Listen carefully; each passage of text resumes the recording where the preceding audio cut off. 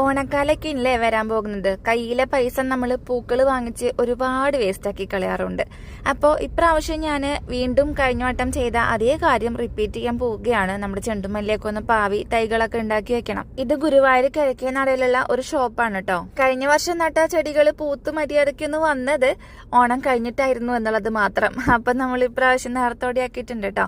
ഞാൻ അവിടെ ചെന്നപ്പോൾ താമരയുടെ വിത്തും കൂടി ഇരിക്കുന്നുണ്ടായിരുന്നു. അപ്പോൾ ആ ചേട്ടനെ കൊണ്ട് ആ പാക്കറ്റൊക്കെ പൊളിപ്പിച്ച് എങ്ങനെയാണ് ഇത് നടേണ്ടത് എന്നൊക്കെ ഒന്ന് ചോദിച്ച് മനസ്സിലാക്കി വെച്ചിട്ടുണ്ട്. ഇനി ഇതിന്റെ പരീക്ഷണമാണ് വീട്ടിൽ ചെന്നിട്ട് ചെയ്യേണ്ടത്. ആ ഒരു ഷോപ്പില് ഇതേപോലെ കുറെ നല്ല ഭംഗിയുള്ള മയിലും കൊക്കും താറാവും ഒക്കെ ഇരിക്കുന്നുണ്ടായിരുന്നു കേട്ടോ. അതേപോലെ തന്നെ നല്ല ഭംഗിയുള്ള കുറെ ചെടിച്ചട്ടികളും. നമ്മുടെ വീട്ടിലെ പ്ലാസ്റ്റിക് ചട്ടികളൊക്കെ ഒന്ന് മാറ്റി സിമന്റ് ചട്ടികൾ ആക്കണം എന്ന് എനിക്കൊരു ആഗ്രഹമുണ്ട്. കയ്യിലെ പൈസ ഒരുപാട് അങ്ങോട്ട് പൊട്ടിപ്പോവല്ലോ എന്ന് വിചാരിച്ചിട്ടാണ് ഞാനൊന്ന് ബാക്കിലേക്കായിട്ട് നിൽക്കുന്നത്. അപ്പൊ നമ്മൾ കുറച്ച് തക്കാളി തൈയും വഴുതനങ്ങ തൈയൊക്കെ വാങ്ങിച്ച് തിരിച്ചു പോവാണ് കേട്ടോ.